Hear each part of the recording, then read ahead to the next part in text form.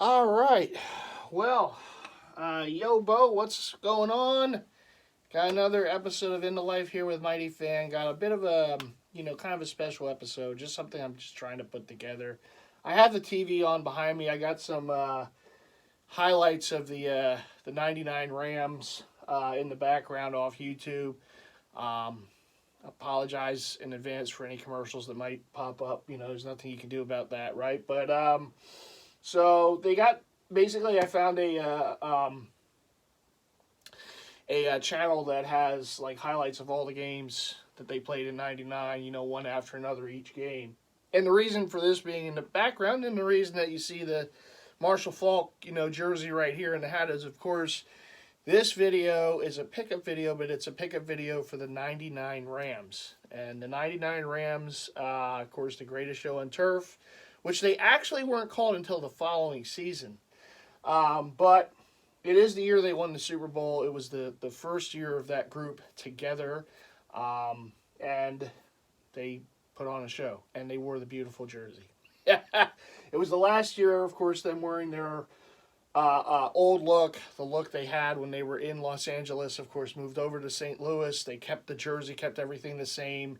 And then after they won the Super Bowl, they decided to change. And it is what it is. But I'm glad that the current day Los Angeles Rams kind of went back to that updated look of it, but kind of back to that kind of look, Not exact the same, but something similar. But so the '99 Rams, I'm sure Slim's happy. They're playing Baltimore here. Slim. Man. So this is the game that kind of launched them, right? They won this game. They would win a bunch of games to start the season.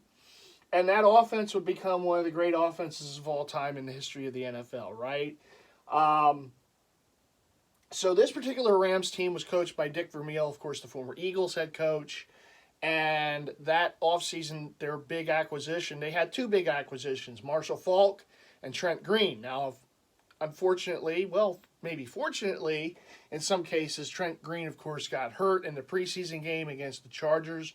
Rodney Harrison got him, and he was done. He was out for the year, and insert Kurt Warner. The rest is history. Now, me, myself, I was always a fan of Marshall Falk. Marshall Falk was one of my first favorite running backs, one of my first favorite players with Barry Sanders as far as the running back position goes in football. And I liked him when he was on the Colts. I got his Colts jersey at the time. When he came over to the Rams that offseason, I got the Rams jersey, not this one, but I got a replica blue like the one he's wearing here and the one you'll see a little later, jersey from a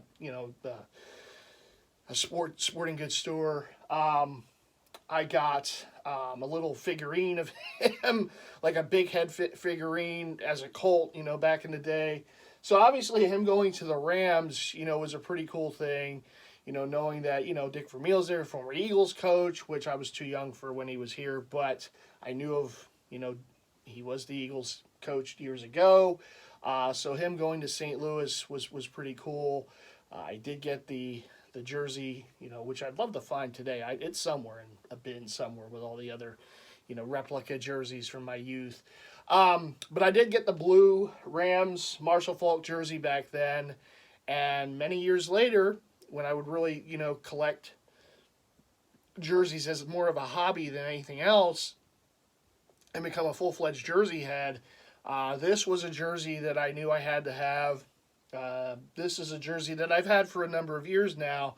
And I know I did a video many years ago with my top 5, football jerseys or whatever. I think it was football jerseys in my collection. Many years. Thin me with goatee me, way back. You'd have to look at the videos way down in my list to see that video. But this jersey was one of them. I got it around that time. And this was a must. This was one of the top grails that I really wanted many, many years ago. I was so excited to finally get it into the fold. And this, I wanted to show this jersey because we are talking about the '99 Rams. And this jersey represents the only authentic jersey that Mitchell Ness ever made for the '99 Rams. And it is the Super Bowl 34 jersey, which, of course, they won by less than a yard over the Tennessee Titans in one of the great Super Bowls of all time. It's just a beautiful jersey. I really do feel that this is a must in anyone's collection. And let's get into it. I know you've seen this in the past some time back, but I'm going to show it again. And it's just too beautiful not to show again, right? This is a career run Marshall Faulk. There you'll see that shine of the numbers and letters, because it is pressed on as it should be. This, of course, was, like I said, the last year the Rams wore this style, and they would kind of rebrand. There you see the Super Bowl 34 patch on the front, the NFL shield. You do have the ram horns going around on the sleeves with the 28s pressed on. The horns are a different material, though. Those are not pressed. Mesh material. Get a good look at the inside tagging, Mitchell & Ness and the Korea tags. Falk 28 on the back, pressed on. Falk on a nameplate 28 is pressed, as you can see, right onto the jersey. Beautiful, beautiful jersey. I really wish that they would do the rest.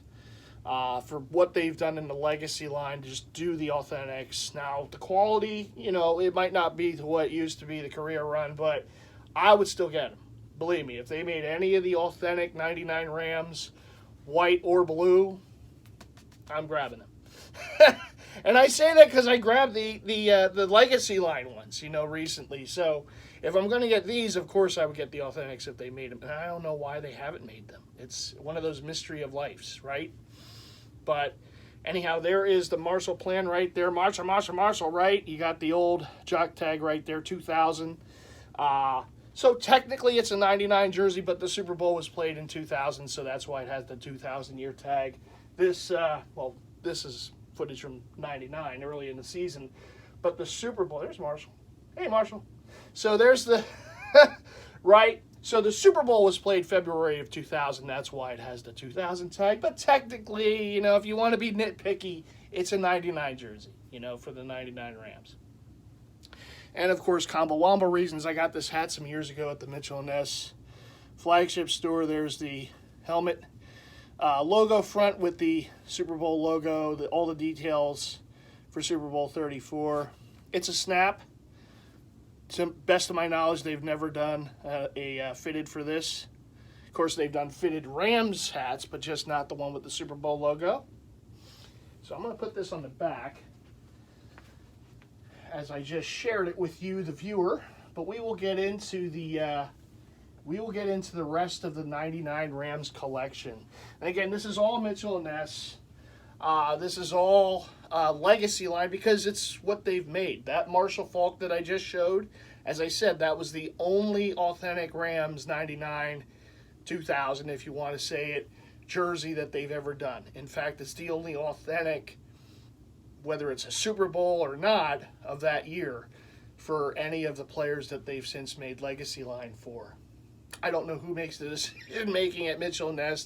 This gets authentic, this gets legacy, but I really wish, and I would encourage them to redo these in authentic form because the pressed on name and numbers just are beautiful. But, the old saying goes, sometimes you just take what you can. So I was able to recently acquire, because of sales around the holidays, and irony, right? I'm just about to show his jersey. So he's walking with, you're seeing him wearing. So we got the Kurt Warner right here, and we got it in the 99 style. I know they made, what was it, like the 2001 or whatever it was, in the legacy line, but the ones I was more interested in was the 99 ones. So we got the grocery bagger right here, who went right to stardom, became the league MVP that season wearing this particular jersey, and I know he won it again in 01 with the Rams, but this represents the 99 season. It is a legacy line jersey. Everything is stitched besides the ram horns going around, but so historically accurate, no. But still, it's a representation of that jersey and my favorite Rams jersey of all time. That old style Rams is just beautiful. 1999 Kurt Warner right there on the tag, the jock tag. All of these obviously are made in, I want to say, Okay, Vietnam. I would have said China, but they're Vietnam made right there.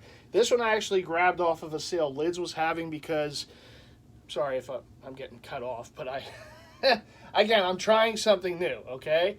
But they did not have this in my size. Mitchell & Ness was running that 40% online deal, and that's where the rest of these came from. But this one I had to get off Lids because they had my size, and the Mitchell & Ness site did not. So, but there it is, number 13, Kurt Warner. And he's not on screen right now, but he was.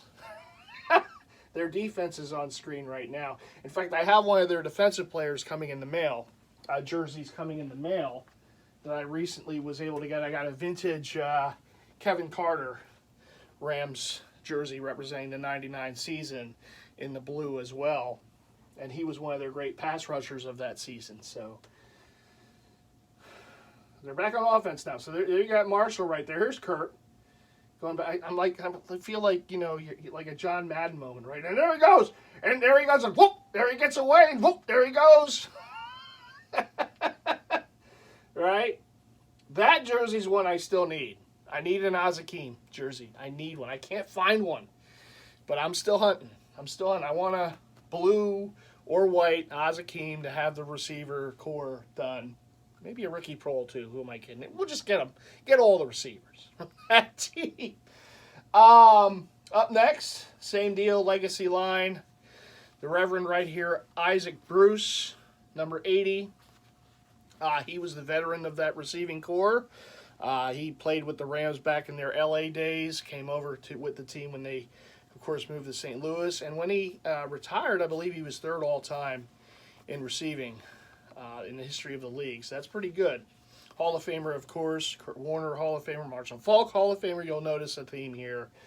A lot of Hall of Famers on that 99 team. Ike Bruce right here. The Mitchell & Ness legacy creation of it. And again, 1999. Right there is your year for Isaac Bruce. Everything again like it is on all these, just generically stitched. It's like a swingman jersey for the NFL. That's what Mitchell & Ness does with the legacy line. I would love for them to make an authentic. To this point, they haven't. They probably should, but you know, it is what it is. Sometimes, like I said, you get what you can. And the 99 Bruce right there. I believe there he is right there. Look at it. There it is. There he is catching a touchdown, which he did a lot of during his career, whether it was Los Angeles or St. Louis.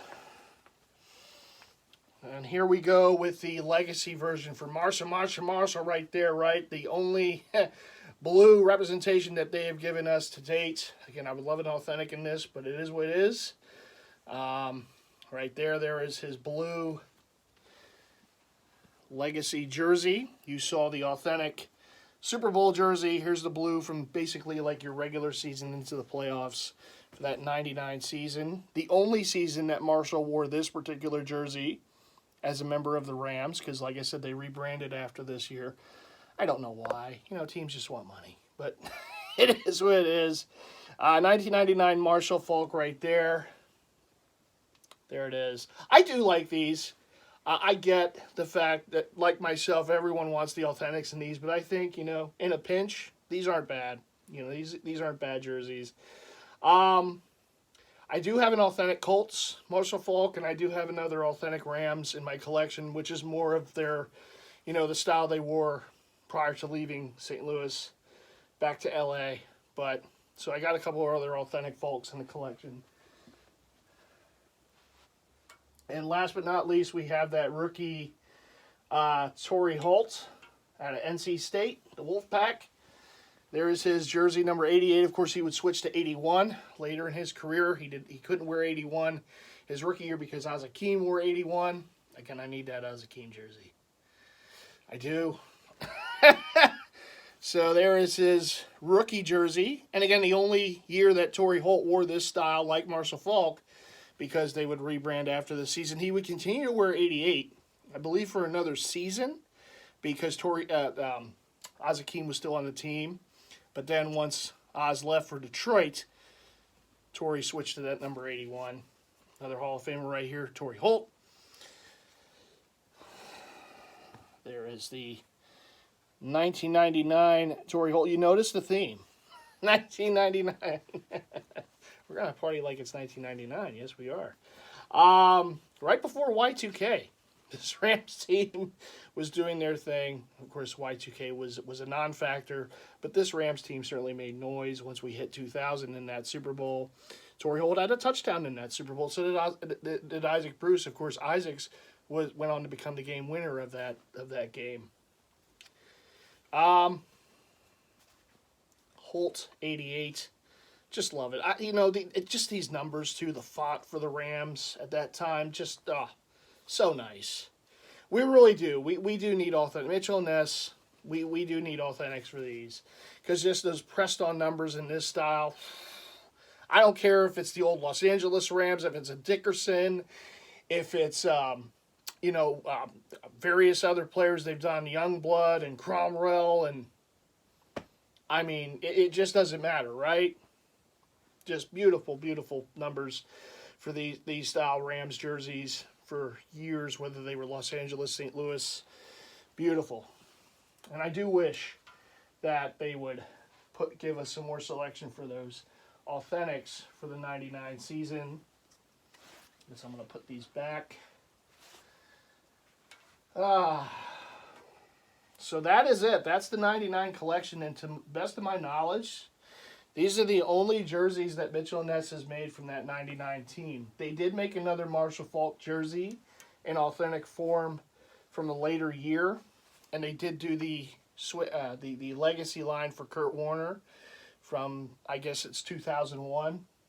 But my main focus was 99 because that was the team I enjoyed watching the most out of that greatest show on turf era. It kind of came out of nowhere. I mean, they really did. They were a bad team prior to this year, but this just put them on the map. And Kurt Warner, oh my, the Ravens, boom! The Ravens made a play there. Hey, the Ravens had a pretty good defense back then too. But the Rams, again, they kind of rode a winning streak to start the season. That went pretty far. In fact, one of the teams they really wanted to beat that year, and they did, was the 49ers. I mean, shout out to Bay Area and Rez. The 49ers beat the Rams something like 17 straight games or whatever it was prior to this season.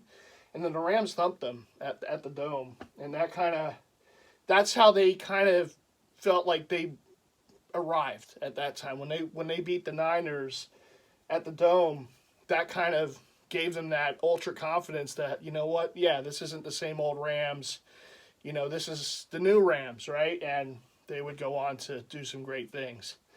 And obviously, the irony is they kind of helped launch the dynasty of the Patriots because in 2001, the Patriots beat them in Super Bowl 36 and just launched the New England, dynasty, and the Rams were never the same, after that game.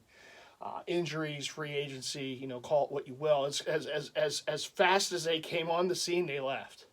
And in the middle season there, the 2000 season, they fought a lot of injuries. They made the playoffs at the very end of the season by beating the Saints in the Superdome, and the Bears loss, coupled with that, got them into the playoffs. And then, of course, they lost that game. The very next week, the wild card game, the hell froze over game, and New Orleans, when the Saints won their first playoff game in maybe even their first playoff game. I don't know. It was a very long time. And they beat the Rams in New Orleans on just a crazy game. I think Azakim dropped a punt or something late in the game, and that pretty much solidified the Saints winning that game. So obviously the Rams were not able to defend their crown. And then the following season, they did get back to the Super Bowl, and they were explosive as always. But once they got there, obviously, the mastermind, Bill Belichick, knew kind of what the formula would be to beat them. And that was really to mess up their timing. I mean, they chucked them at the line. They knocked them down. They did a lot of stuff, and it worked for the first half. And in the second half, the Rams went into a 2-minute offense, and the Patriots couldn't exactly do what they were doing defensively in the first half of the game. And I saw an interview with Mike Martz, said basically he wanted to do that in the first half, and he didn't. For whatever reason, they didn't come out in a 2-minute offense, like a hurry-up offense, and they did it too late. Now, they tied the game, late in the fourth quarter, the Patriots went ahead. Brady did what Brady does. Got him in the field goal range, and of course Adam Vinatieri for the win, and that launched the Patriot dynasty. And that was it for the Rams. It was a short, burst. As quick as their offense was, it was a short burst of 3 years for that offense. And I know they had some injuries, in the middle season in 2000. But this team right here with these uniforms, that's still one of my favorite non-Eagles teams. And I always say that, non-Eagles, because the Eagles are my team, no matter what, ride or die. But there were other teams that I enjoyed watching, and this 99 team, this was one of my favorites. There was Rod Woodson as a Raven. So and there you got Torrey Holt right there. I believe that was his first touchdown, I believe, if I'm not mistaken, in his career. You see him making a move. Oh, he put the move on him. Oh, my goodness. Yeah, he had those hands, man. That's the one thing about Torrey. He had those hands. And the extra point is good. I think Wilkins was their kicker, number 14. They had a lot of unsung heroes on that team, too. Ricky Prohl, I mentioned. Azakim kind of bursted onto the scene as a great slot receiver. You had Holt and Bruce on either side. And you had the Marshall man, of course, the engine of that offense. And at that time, people kind of find it surprising, but at that time, what made that offense so great is they put a lot of guys in motion. They were one of the first offenses in the modern-day NFL to put receivers in motion prior to the snap. They would just motion guys all over the place. You didn't know where they were going to go or where they were going to line up, so defenses had trouble. Think about that today. As routine as it is, everyone that plays Madden does it all the time. Pre-snap motion, this, that, the other thing, right? Prior to the 99 Rams, that really wasn't in vogue. Teams didn't do that a lot. But Mike Martz brought that into the league with Dick Vermeil. They kind of came together. They did a lot of pre-snap different looks, right? They would put receivers in motion. They would put Marshall Faulk out wide. They would do things that defenses wouldn't really know how to adjust, right? And then even years later, when you kind of knew what they were doing, you had a lot of game tape and film to watch. It's one thing to watch that game film. It's another thing to adjust to that as a defense and actually cover that, during in-game play, right? Now, the Patriots did play the Rams in 2001, I believe it was 2001 at Foxborough. So they saw them that season. Now, the Rams went on to win that game, but that was a very valuable experience for the Patriots because they were able to see that offense and, see, okay, what do we got to do to adjust to it? Because the Rams did put up a lot of points in that game and were able to win that game against the Patriots. But so the adjustments were made when they played him in the Super Bowl, and Bill being that mastermind, right, on defense, we're able to kind of, figure out, okay, we got to try to stop this timing and the rhythm that this offense wants to play in, right? What's the thing that the Patriots always would do from that time forward? They would always try to take away your strengths on offense. Whatever your strength is on offense, we're going to try to take it away. Now, obviously, that Rams team, you couldn't just take one or two players away. Marshall Faulk was an integral part of it, but okay, you take Marshall away, they still got Bruce, they still got Akeem, they still got Holt, they still got guys that are going to beat you. So what do we got to do? We got to chuck them at the line. That's what they did. And the unfortunate thing that Mike Martz was unable to do and didn't do the way he thought he would as the game started was run a hurry-up offense so the Patriots wouldn't have been able to do that type of chucking, whatever they wanted to do, whatever they were able to do defensively at the first half of that game that gave them a lead. And look, the Rams turned the ball over. There was a pick six in there by Ty Law and what have you, right? Now, by that time, the 2001 Rams, I will admit I was kind of against because they beat my Eagles in the NFC title game that year in St. Louis. So I was rooting for the Patriots in that game.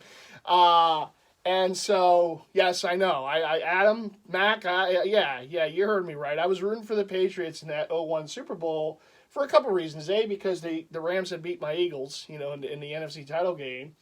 And also because, it was that patriotism, right? It was after 9/11, a team called the Patriots in the Super Bowl. You kind of wanted them to win. I was never a big Mike Martz fan either, so just something about him just annoyed me, you know. Dick Vermeil, yeah, but Mike Martz, when he became the coach, was like, yeah. And I know he was the architect of that offense and a lot of what they did, as they're playing Atlanta right now. But if I'm not mistaken, they were in the same division. I think they were in the division with Atlanta. I think they were all part of the. I can't believe there was a time when Atlanta was in the West. Atlanta, San Francisco, New Orleans, they were all in that same division. This is before, you know, teams kind of, you know. Now the Rams would stay in their division, obviously, and then obviously it makes more sense now that they're in L.A., that they're in the West. But they were in that division the whole time when they were St. Louis, Los Angeles, before that St. Louis, and then L.A. again. They were always in the West, in the NFC West. But believe it or not, back then you had the Saints. You had the Falcons were in the West too, even though they play in the South. It's like it made no sense. The map of the NFL back then didn't make a whole lot of sense, but you had other teams, like the Seahawks used to be an AFC team, you know, and then they moved to the NFC and then they realigned. And that's when the Falcons and the Saints and then the Panthers came in. You had some, you had the, you know, expansion with the Panthers and the Jaguars, so you had to realign, and they moved the Seahawks to the NFC, so it would make more sense, you know, and whatnot. So the Buccaneers, you know, too, but they were always in that West Division too, the Bucks, back in those days, and in the creamsicle uniforms. Boy, looking at some of these old highlights, man, it's pretty awesome, man. I'm glad I found this channel. It's kind of cool to see this. And, you know, obviously, it just goes to show you can find anything on YouTube. You know, highlights of old games. Right now, this is like a highlight package, so it's not the full game. But you can find full games, and you can see how different things... Look at the box. Look at the TV, how wide. You didn't have flat screens back then. So this is like your old tube TV right here. You see the square? Yeah, this is how people used to have to watch stuff. Look, it's not high definition. None of that. That came later. This is how, you know, this is how we used to have to watch football back in the day. For all of you you youngins out there, okay? Didn't have a flat screen back in the day. It was a box TV. It was a tube. Used to watch you know, things like this. Now, obviously, back then, they didn't, you know, we didn't have the smartphones. We didn't have any of that stuff. So you would have to see, like, the game highlights. You know, now they would show a little highlights here and there, like I said before, the game, whatever you had. Like here, we had the Eagles game. So halftime of the Eagles game, they would have a little highlights, you know, maybe very brief. Or they might just show, like, the score. They wouldn't even show highlights. So you would have to watch, like, it's a touchdown by Torrey Holt. You would have to watch the primetime show at the end after, you know, all the football games were done, and you would watch, you know, Boomer and Tom Jackson, you know, break down the games, do highlight packages, and Boomer doing his boomerisms, you know, throughout, giving nicknames to players and whatever. And Boomer did coin the phrase "greatest show on turf," but the following season, so in the 2000 year, he gave them that nickname. So, but yeah. So cool. So yeah, but that's the type of stuff we used to have to do. So a lot of these, you know, highlights, a lot of what the Rams did, I didn't see real time. You know, I saw a lot of the highlights, and you would see the, you know, that Sunday night countdown game program at the end on ESPN on a Sunday night, and you would watch the highlights, and you would, you know, see, oh yeah, here's how they got to that score, you know, and whatnot. There's an interception by Todd Light, I believe, number 41. Look at me remembering the names. Look, like a steel trap. Oh, no, it's not. But, yeah, Light was one of their best corners. They had Dre Bly. There's Chandler. He would be in the Super Bowl, right, against the Broncos. They got whopped. And that's Super Bowl...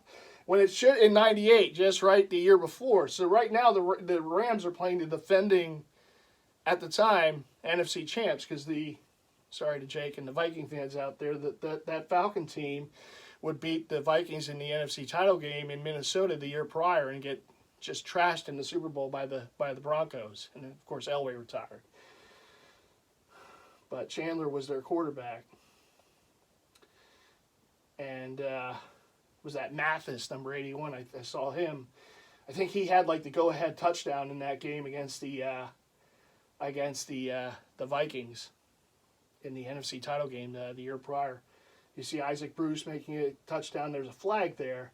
That's just, I mean, they were on a whole nother level. And obviously Orlando Pace was a great lineman, a Hall of Famer. Another jersey I want to get from that team. I mean, they were just bombs away. I mean, and they, and the thing is, I mean, would they have been the same if Trent Green was their quarterback and not Kurt Warner, right? That's always going to be the question. I don't know if they would have been. I think Warner had the more powerful arm.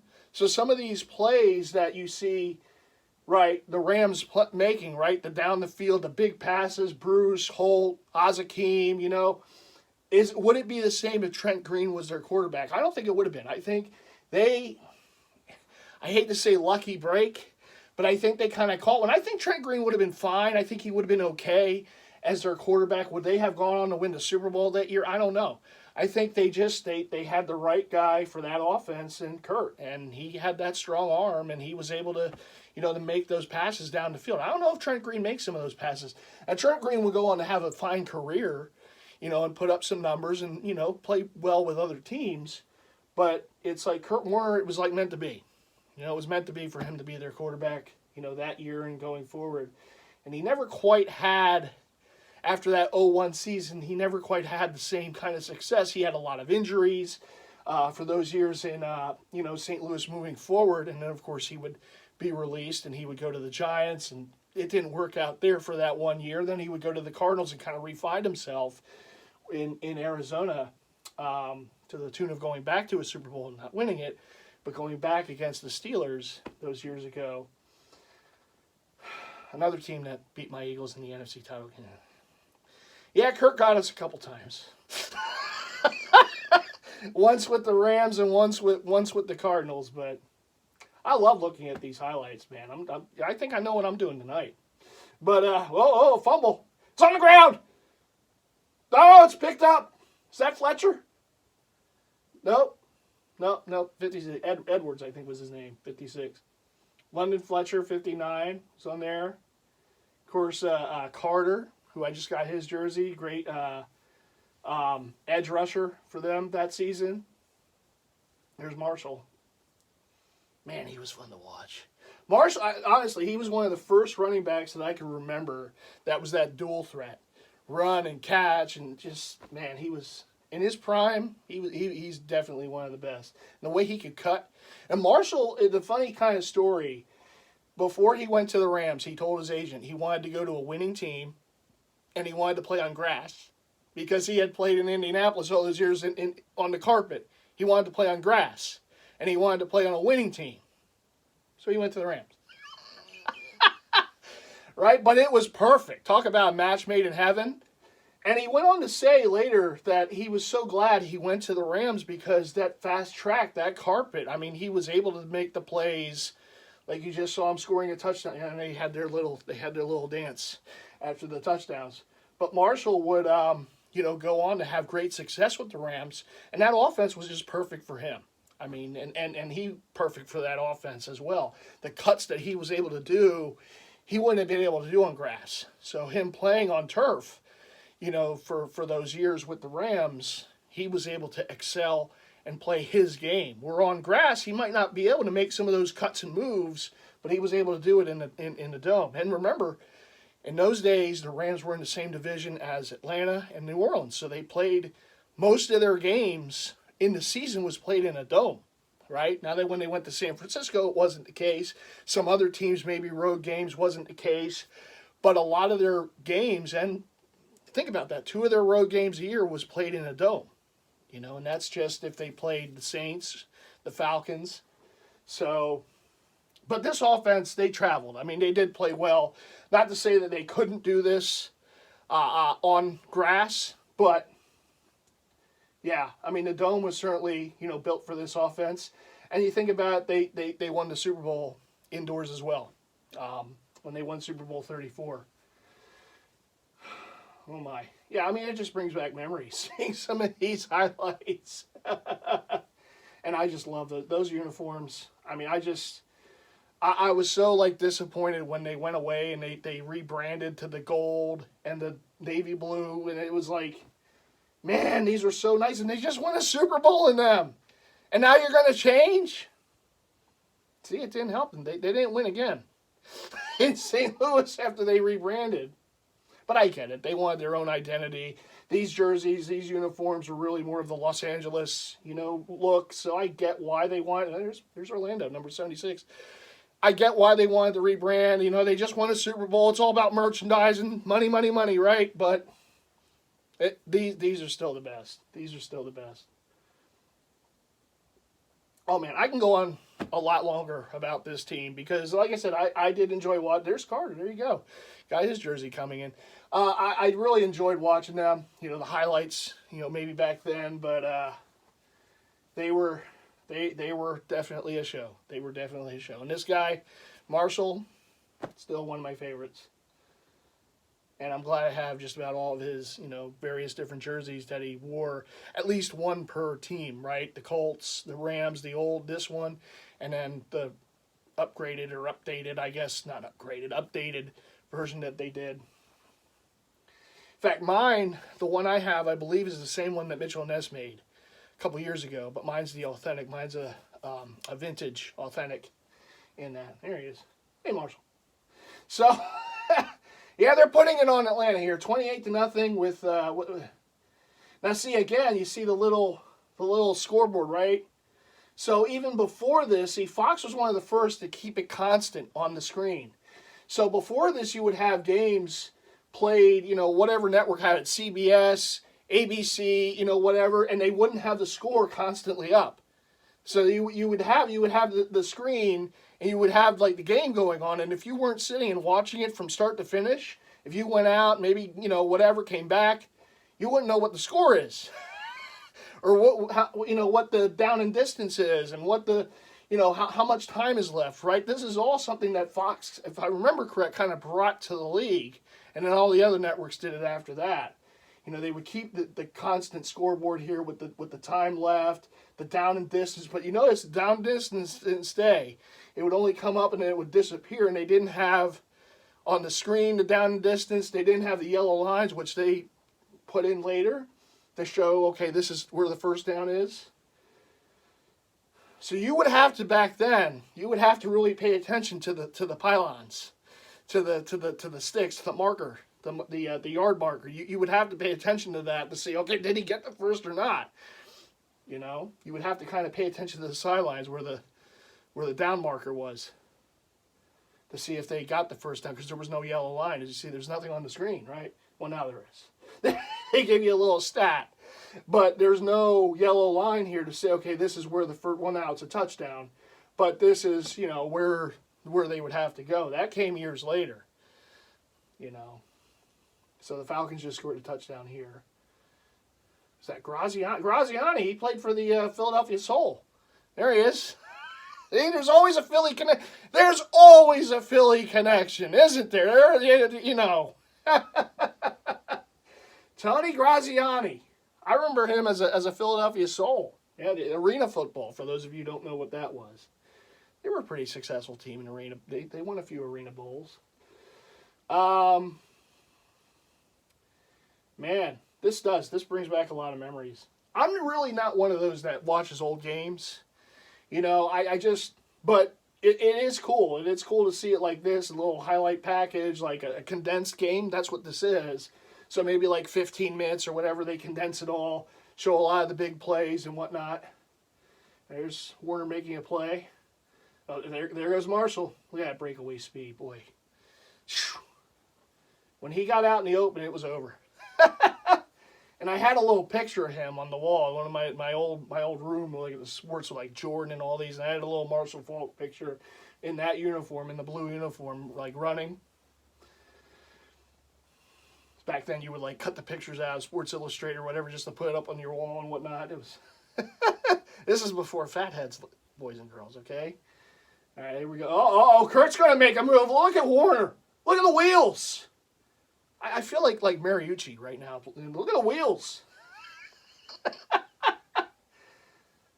Yeah, man. That offense was special.